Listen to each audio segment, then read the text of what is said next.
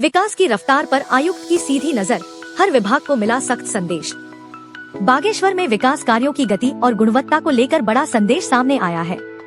कुमाऊं आयुक्त दीपक रावत के 2 दिवसीय जनपद भ्रमण के पहले दिन कलेक्ट्रेट सभागार में विभिन्न विभागों की योजनाओं और परियोजनाओं की व्यापक समीक्षा की गई। जनपद आगमन पर जिलाधिकारी आकांक्षा कोंडे ने उनका औपचारिक स्वागत किया और गार्ड ऑफ ऑनर प्रदान किया गया।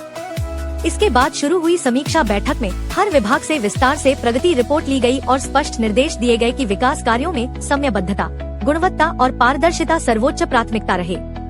बैठक में जिला योजना, राज्य पोषित और केंद्र पोषित योजनाओं की प्रगति, अवशेष धनराशि की स्थिति और मुख्यमंत्री घोषणाओं पर विस्तार से चर्चा हुई। मत्स्य विभाग ने ट्राउट मछली उत्पादन की उपलब्धियों की जानकारी दी, जिस पर संतोष व्यक्त किया गया।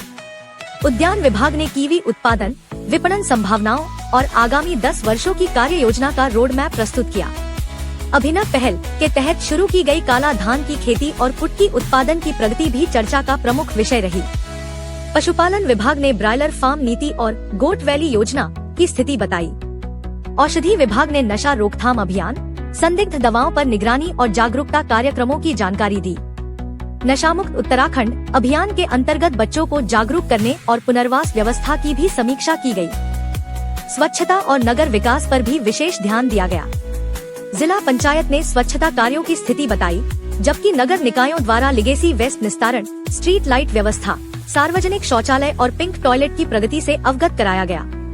आवश्यकता होने पर कौसानी क्षेत्र में शौचालयों का पुनः सर्वे कराने के निर्देश दिए गए।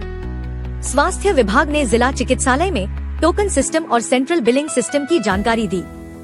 हेलो हेल्थ बागेश्वर सेवा को 24 घंटे सुचारू रूप से संचालित रखने के निर्देश दिए गए।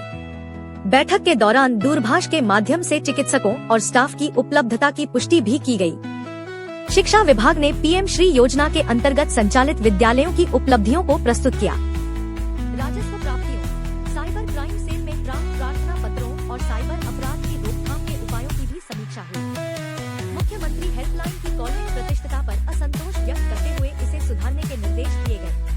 वन विभाग ने कंपा के अंतर्गत वृक्षारोपण, पौधों की जीवितता, मानव वन्य जीव संघर्ष और इको ट्रेल विकास की जानकारी दी। खेल विभाग को खेल अवसंरचना और छात्रावास स्थापना से जुड़े कार्यों को समयबद्ध तरीके से पूरा करने के निर्देश दिए गए। बैठक में कुंडी नाले, अल्मोड़ा मैग्नेसाइट, मास्टर ड्रेनेज निर्माण, चिकित्सकों की कमी, Kanda nursing college, Kausani parking योजना, ग्राम खोली स्टेडियम, बीआरओ सड़क चौड़ीकरण, रीप, सारा प्राधिकरण और अन्य लंबित प्रकरणों की भी गहन समीक्षा की गई। मुख्य विकास अधिकारी आरसी तिवारी ने वन डिस्ट्रिक्ट वन रिवर के अंतर्गत गरुड़ गंगा पुनर्जीवन योजना की प्रगति प्रस्तुत की। स्पष्ट संदेश दिया गया कि विकास योजनाओं में देरी स्वीकार्य नहीं होगी और लंबित मामलों का त्वरित निस्तारण सुनिश्चित किया जाए।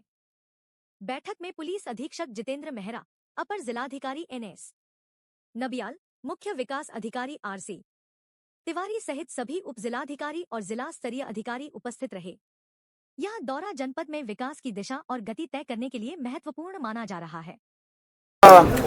ये विजिट है, आज भी मैं यहाँ पे हूँ और कल भी हूँ, और अभी डिस्ट्रिक्ट लेवल पे एक बहुत ही कॉम्प्रिहेंसिव बैठक की गई, जिसमें जो रेलेवेंट मुद्दे हैं डिपार्टमेंट्स के अलग अलग, उन सब पे समीक्षा हुई, जिसमें एम्प्लॉयमेंट जनरेशन पे प्लस जो हमारे प्रोजेक्ट्स पीछे चल रहे हैं, ऐसे डिपार्टमेंट्स जिनके खर्चे की स्थिति ठीक नहीं है या तालमेल की कमी है, इन सबको देखा गया। अभी बड़ा प्रोजेक्ट यहाँ पे क्योंकि एनएच का चल रहा है, उसमें भूमि अधिग्रहण के जो मामले हैं कहाँ पे लंबित हैं, इन सब पे चर्चा की गई। और जो अच्छा काम डिस्ट्रिक्ट में हो रहा है, जैसे कीवी के केस में, ट्राउट के केस में, एक विद्यालय कपकोट में जो बहुत अच्छा काम कर रहा है, इन सब का भी प्रेजेंटेशन डिस्ट्रिक्ट की टीम ने यहाँ पे किया। और कुल मिला के एक संतोषजनक मुझे लगता है प्रोग्रेस यहाँ पे चल रही है। प्राधिकरण में आपने की बैठक, क्या कोई प्राधिकरण की बैठक अभी होनी है 4 बजे, तो उसमें यहाँ पे जो धनराशि हमारे पास अवेलेबल है प्राधिकरण की, उसको डेवलपमेंट वर्क्स में खर्च करना, एक तो ये है। बाकी अगर पब्लिक को कोई समस्याएं आ रही हैं, आगे मास्टर प्लान में ये कोई चेंजेस चाहते हैं, उस पर भी चर्चा होगी। झिरौली वाले आए थे, कभी ग्रामीण मिले थे, आपसे क्या दिया आपने आपको? झिरौली वाले ग्रामीणों का कहना है कि उनको सितारगंज में कुछ ज़मीन मिली थी, जो कि कालांतर में जब बंदोबस्त हुआ तो उसके खेत नंबरों में कुछ तब्दीली आ गई है और जो वास्तविक नंबर आने चाहिए थे वो ना चढ़ के कुछ और चढ़ गए। सर बैठक में तो बड़े इसमें इनको भी हम बुलाएंगे, दोनों पार्टीज को बुलाएंगे और रेवेन्यू डिपार्टमेंट से तहसील को जिसने बंदोबस्त किया उनको बुलाएंगे और उसका समाधान करेंगे। सर बैठक में बड़े इशू क्या रहे, बड़े इशू क्या रहे दिक्कत? देखिए, बैठक में एक तो सबसे बड़ा इशू ये रहा कि हम लोग जो ये अच्छा काम बागेश्वर के लिए कर रहे हैं, जैसे ट्राउट का, कीवी का और जो कुटकी का, इसको एक्सपैंड कैसा किया जाए, क्योंकि यहाँ पे खेती अभी भी अच्छी हो रही और लोग करना चाहते हैं, तो उसका स्केल बड़ा कैसे किया जाए, इसके लिए स्पेशल ग्रांट हम गवर्नमेंट से मांगेंगे। जैसे कुटकी का हम एक्सपैंड करना चाहते हैं बड़े एरिया में।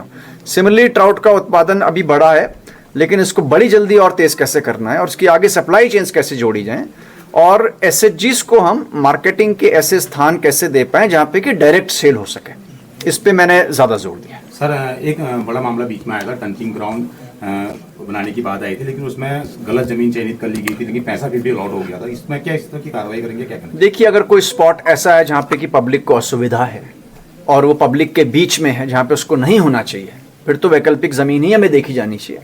और अगर उसी ज़मीन पे कुछ रेमेडियल स्टेप्स ले सकते हैं जिससे कि दुर्गंध का मैनेजमेंट हो जाए ठीक से, दिखता है अगर वहाँ पे कुछ चीज़ें जो